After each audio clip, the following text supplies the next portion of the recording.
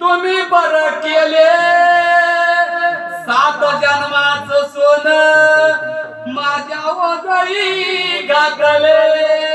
आई वडिलांनी सांगितलं ज्ञान या माऊलीने तर प्रपंचात उतरलं. नाही वाजवलं टाळ्या शेगातच आहे तुम्ही असंच घडतं बा मला. चला नका घडलं ऐका. आणि मग निवडणुकीचा काल होता मग ते तग मग त्या माता माऊली ना तेव्हा गावात असायचं पण तगमग या ठिकाणी किती तगमग जितकी नानाची तगमग तितकी तिरुमग नानाची तगमग भावाची तगमग बर का नानीची तगमग भक्ती इतकी सेवा केली नाना की नाना डॉक्टरने सांगितलं 5 वर्ष नाना आणि अधिक जगले.